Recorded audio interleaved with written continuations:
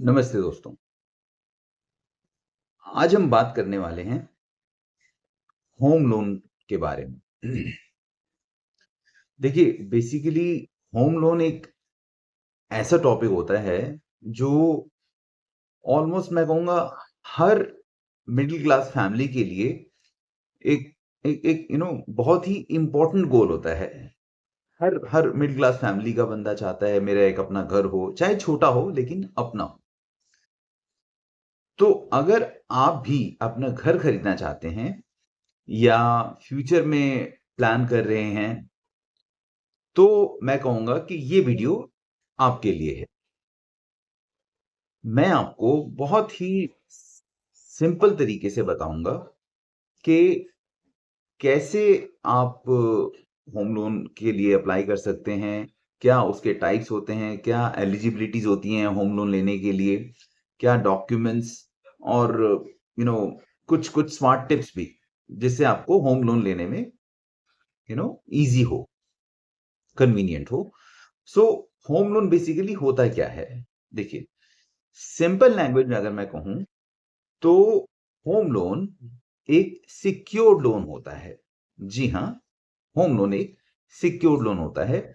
मतलब इसमें बैंक आपको पैसे देता है। किसके लिए? घर खरीदने या फिर घर को बनाने के लिए। और उस पैसे के बदले में क्या करता है बैंक?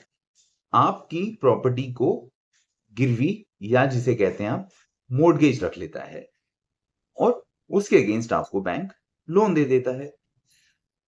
सो यूजुअली बैंक क्या करता है? आपको प्रॉपर्टी के वैल्यू का 75 से 90% तक लोन प्रोवाइड करता है। और इसके बाद जो बाकी का अमाउंट है, जो 10 से 25% के बीच में, जिसे हम डाउन पेमेंट कहते हैं, तो वो पैसे आपको खुद बैंक को देने पड़ते हैं। अब ये डिपेंड करता है कि आपको 75% मिलेगा लोन, 80% मिलेगा, 85% मिलेगा या 90% मिलेगा। तो आइए समझ लेते हैं होम लोन के टाइप्स।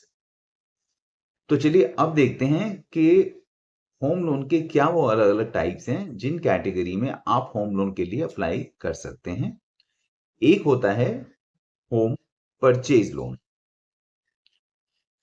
जिसमें आप किसी भी रेडी या फिर रीसेल घर को खरीदने के लिए होम लोन अप्लाई करते हैं, राइट? जिसे कहते हैं होम परचेज लोन। फिर आता है home construction loan.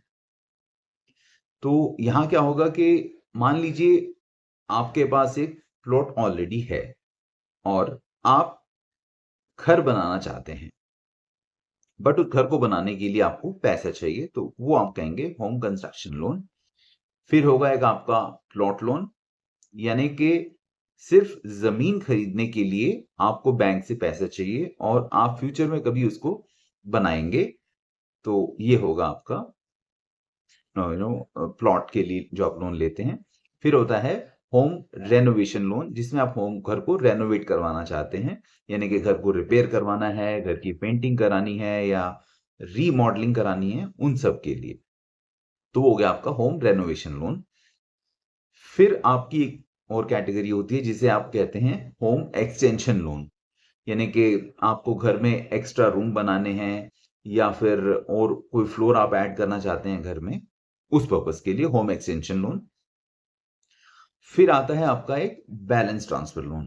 That means अगर आप अपना एग्जिस्टिंग होम लोन किसी दूसरे बैंक में, यस, जिस बैंक से आपने लिया उससे किसी दूसरे बैंक में ट्रांसफर करना चाहते हैं, क्यों? क्योंकि आपको वो बैंक बेटर और लो रेट ऑफ इंटरेस्ट प्रोवाइड कर रहा है, तो वो हो गया आपका बैलेंस ट्रांसफर लोन।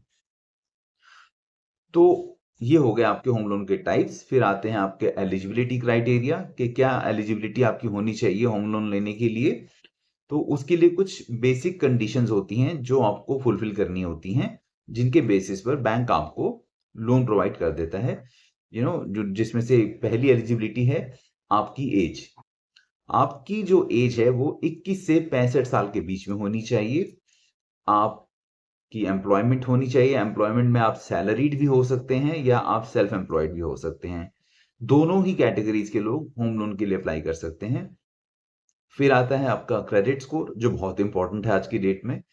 आपका आइडियल क्रेडिट स्कोर 715 720 से प्लस ही होना चाहिए, जिसके बेसिस पर बैंक्स आपको होम लोन देना प्रेफर करते हैं।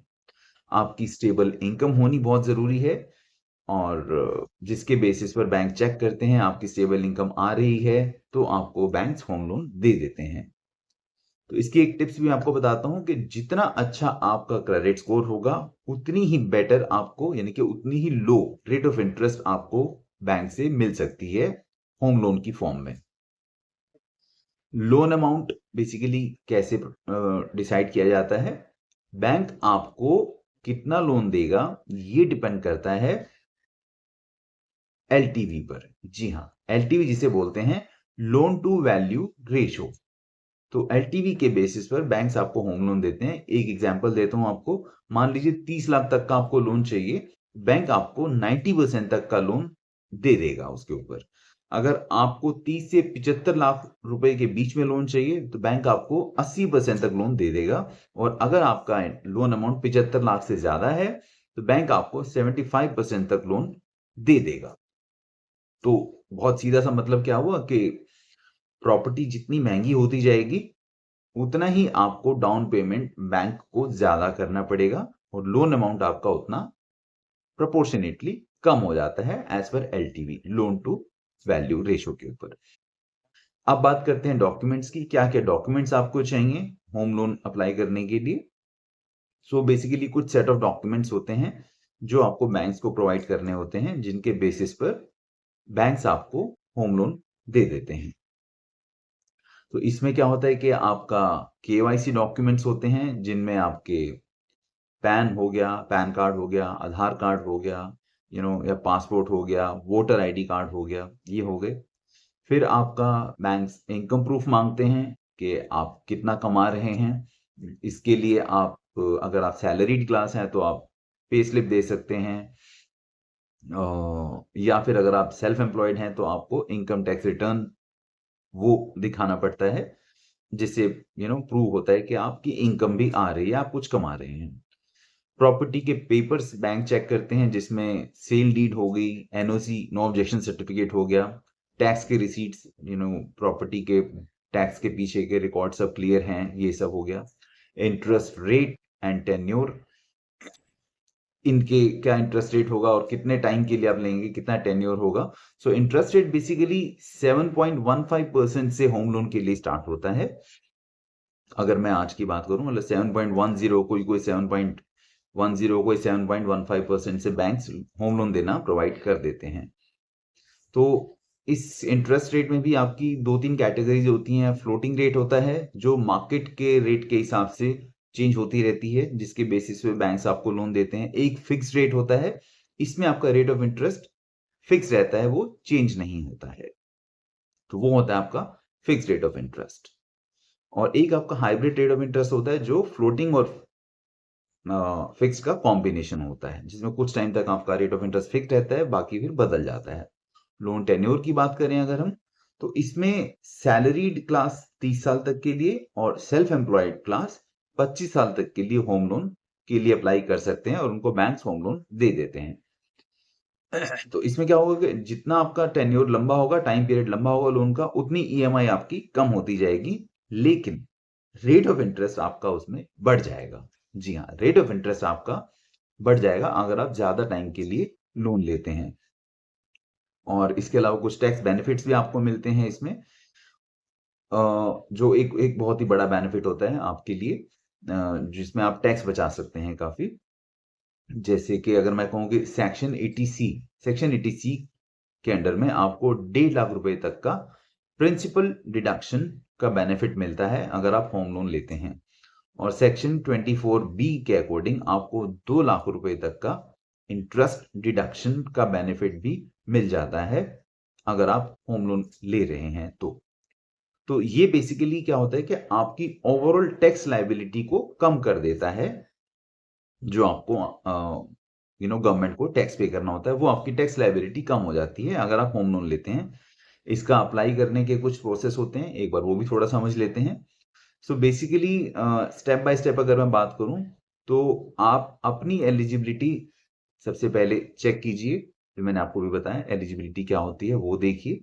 फिर आप डॉक्यूमेंट्स अपने रेडी रखिए बैंक को देने के लिए, बैंक हो या फिर एनबीएफसी जिससे भी आप होम लोन लेना चाहते हैं उनको देने के लिए डॉक्यूमेंट्स आपको रेडी रखने हैं। डॉक्यूमेंट्स भी मैंने आपको बताया अभी। इसके बाद आपको एप्लीकेशन सबमिट करना होता है बैंक को, वो आप ऑनलाइन या ऑफलाइन किसी भी मोड में कर सकते हैं।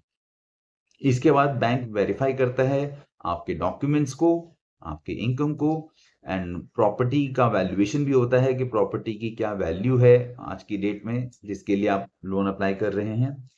इसके बाद लोन अप्रूव जब हो जाता है तो आपके और बैंक के बीच में एक एग्रीमेंट साइन होता है, और उस एग्रीमेंट के साइन होने के बाद लोन डिसबर्समेंट यानी कि बैंक आपको लोन प्रोवाइड कर देता है, बैंक आपको लोन देता है उस होम के लिए।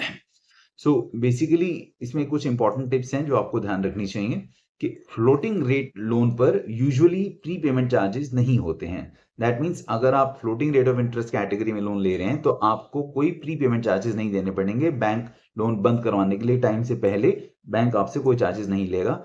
ईएमआई आप हमेशा अपनी इनकम के हिसाब से चूज करिए तो इजी रहेगा। जितनी इनकम उसके हिसाब से ज्यादा लोन मत लीजिए ताकि आपको रीपे करने में मुश्किल ना हो। क्रेडिट स्कोर आप अपना हमेशा मेंटेन करके चलिए जिसके बेसिस पे आपको लोन अच्छा मिल जाता है। और अलग अलग बैंक्स को कंपेयर करना भी मत भूलिए होम लोन लेने से पहले, क्योंकि हर बैंक का rate of interest home loan के लिए अलग अलग होता है। तो दोस्तों अब आपको होम लोन के बेसिक्स क्लियर हो गए होंगे आई एम श्योर। अगर आपको कोई डाउट हो आप मेरे को कमेंट्स में पूछ सकते हैं, मैं आपको रिप्लाई करूंगा। अगर आपको ये वीडियो हेल्पफुल लगा हो तो शेयर जरूर करें, और जैसे मैंने पहले भी कहा अपने सवाल आप कमेंट सेक्शन में मेरे को डाल के पूछ सकते हैं, मैं डेफिनेटली उनका रिप्लाई करूंगा। तो चलिए इसी के साथ मिलते हैं नेक्स्ट वीडियो में। तब तक के लिए आप अपना बहुत ध्यान रखिए और लेते रहिए smart financial decisions, right? Okay जी, नमस्ते।